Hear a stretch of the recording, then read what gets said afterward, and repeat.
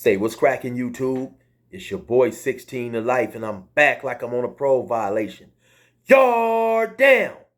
I have a slight cold today, or not necessarily a cold, but I have a cough, and at times when I talk, I lose my wind. So, excuse me, it's gonna be a little difficult to get into this video. I also apologize for those who were waiting for part 2 of Raised in Detroit, Sentenced to Life in Cali. I noticed today that only a portion of that second interview uploaded due to I was low on disk space. So I had to erase some things on my disk and then re-upload the whole second part. So hopefully it'll be ready maybe by tomorrow or the next day. And then whenever it is, I will definitely get it right to you. My apologies once again. So I'm going to give you guys this video right here.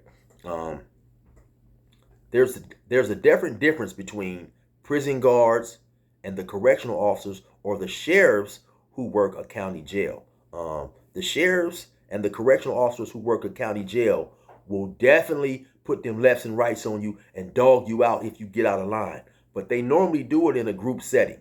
And then once they do it, regardless of what state, a lot of times, most county jails have numerous jails in that county jail system. And so after they beat you up, dog you, they'll shuffle you to another jail. And it's another difference. Most county jails, the prisoners and convicts locked in those county jails, you do not have access. You do not have access to the correctional officers who work in there. Normally, you're in a module, or you're in a pod, or you may be in an old style jail locked behind bars. And the majority of the time when they come to deal with you, it's to take you to court. It's to take you maybe to the nurse's office. And a lot of times, more than not, they come in packs. You know, it'll be like 8 or 9 of them, 10 of them. You know, they'll come to transport you to court or something like that. As opposed to in a prison setting, the guards are on the floor. You know, they're accessible. You have if you happen to get into an altercation, you are highly more likely to be able to do something physical to a prison guard than you are to a guard in a county jail. You know, even if they happen to work in the tower, many times in many California prisons, the way the prison is built, they will still eventually, when they leave that tower, have to walk across the yard to go home. And so for that reason and a few other reasons, the guards in the prisons are definitely much more respectful than the correctional officers in a county jail. And then also another reason is the guards in prison, especially on those high level security prisons, level 4s, some level 3s, they know that the prisoners there, some of them are already sentenced to serious amounts of time. Life, 75 to life, you know, life without parole. So doing something to a guard and going to the hole makes no difference to a person who's never coming home anyway, or who's coming home in 30, 40 years. And so the guards know these things, and they're definitely more respectful. The relationship between guards and convicts, in my opinion, have always been between hostile and almost like a forced type of cordialness at best, you know. And one of the reasons being is, despite all the racial stuff going on in the California prisons, make no doubt about it that the number one enemy of everyone doing time, first and foremost, are always the guards, right? Nobody wants to seem that he's too close, or his relationship is too pally-wally with a guard, because the guards are always viewed as the enemy. And of course they are. Of course, they are an extension of law enforcement. So say I happen to go up to a guard and I'm talking to him about just something regular, maybe getting a form to go see the doctor. 30 minutes later, a dude's cell gets raided and they find weed up in there. You're gonna have many people who assume, oh man, Chill went up there and told, right? Everybody in prison is not thinking out of the sharpest thinking kit. So that's why it was customary when I first came to prison. If you happen to approach a guard for any reason, you took somebody with you so he could verify the nature of your conversation, right? So if you wanted to go and say, hey man, you know, I'd like to be moved down to another building with my homie, you took somebody with you to verify the nature of the conversation. So in the event something did happen later on, people wouldn't assume or wouldn't think that you had gave some information that got a person sent to the hole or whatever, right?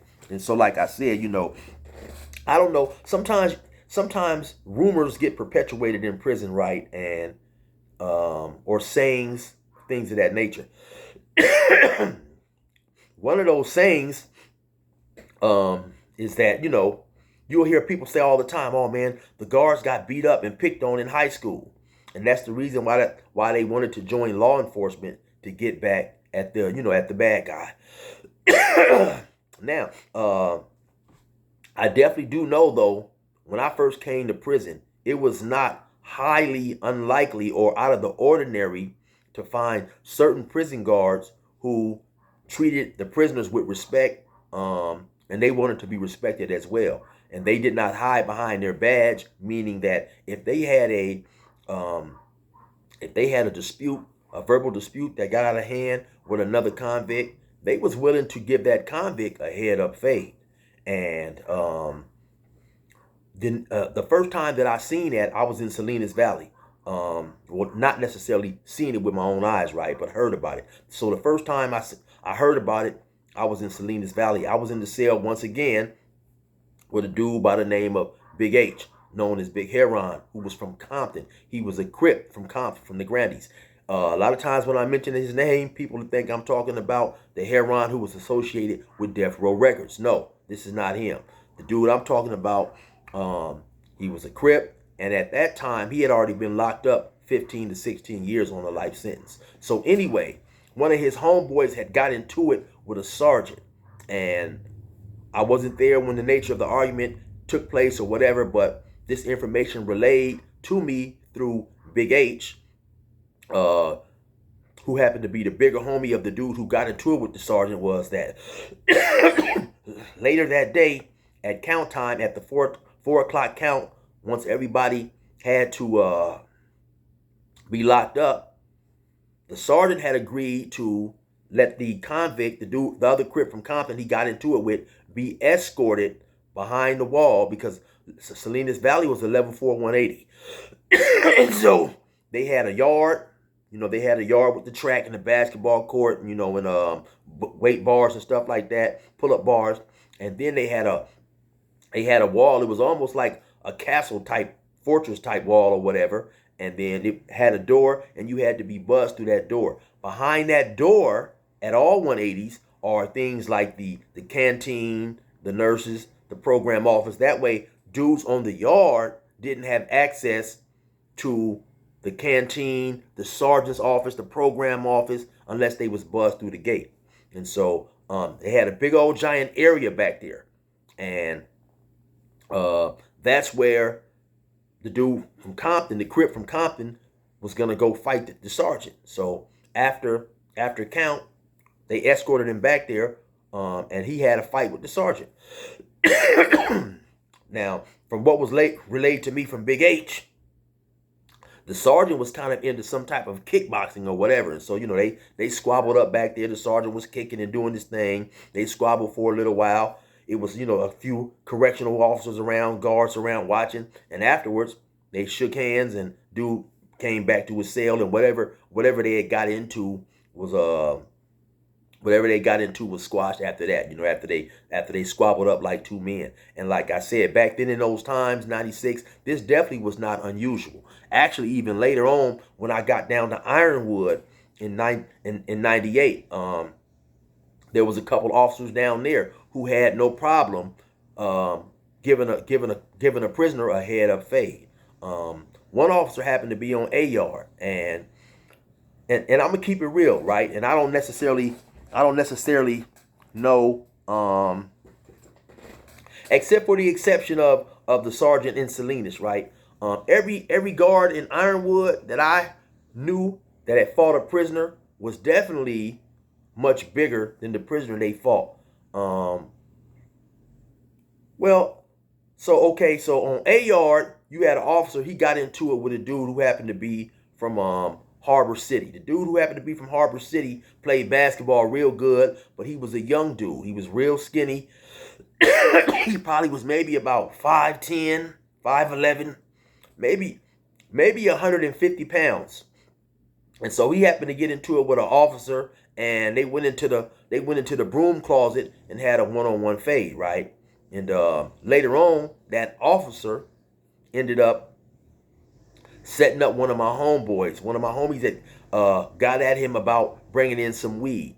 The officer agreed to bring in the weed, but he went and relayed the information to his higher ups or whatever. And so when my homie met him at whatever place they had agreed, when my homie had his wife meet him at a place they had agreed upon to bring in some weed, it was a bust.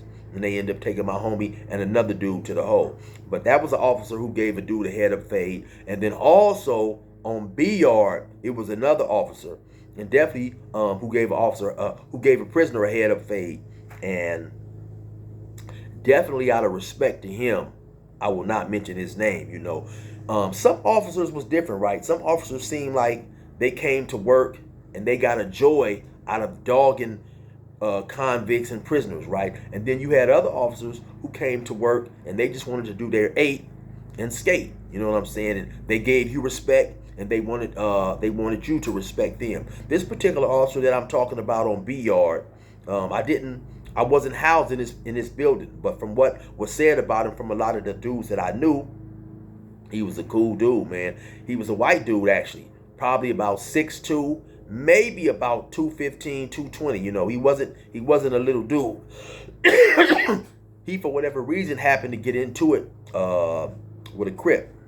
Now, the Crip happened to be probably about 5'7", maybe about 145 pounds, 150 pounds or whatever. Now, there are times in prison, right, when you will have convicts, who get into it with guards, and they'll be woofing like, yeah, take your badge off. Come up in here, take your badge off. Take your badge off and come downstairs. I bet you won't take your badge off. Now, sometimes the convicts are saying that because they know for the most part, most COs are not going to take their badges off. But you do have some COs who will take their belts off or whatever and tell you to come up in the utility closet and let's get cracking, right? And so on this particular incident, that's what happened. The guard took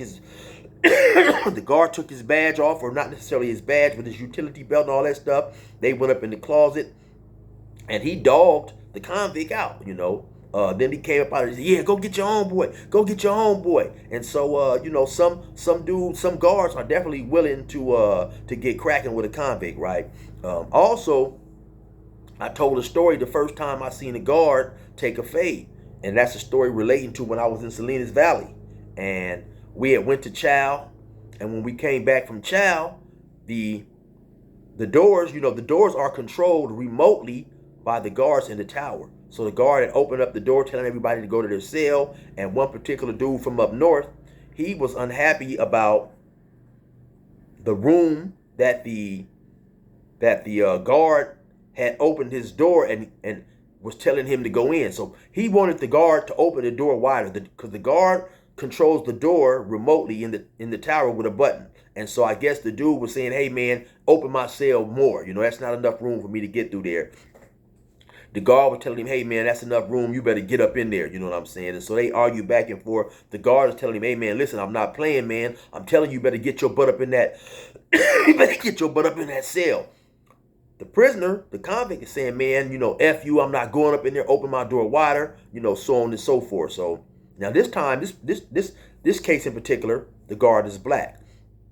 The guard is telling me, hey, man, listen, when I finish locking everybody else up, you better have your butt up in there or I'm coming down there. Because on a 180, you'll have A, B, and C. The pod is cut into 3 different sections. And so you have maybe about 8 or 10 cells per section on each. You have 8 cells downstairs and 8 or 10 cells upstairs. And so it's cut into 3 sections. The guard in the tower, he can see each section.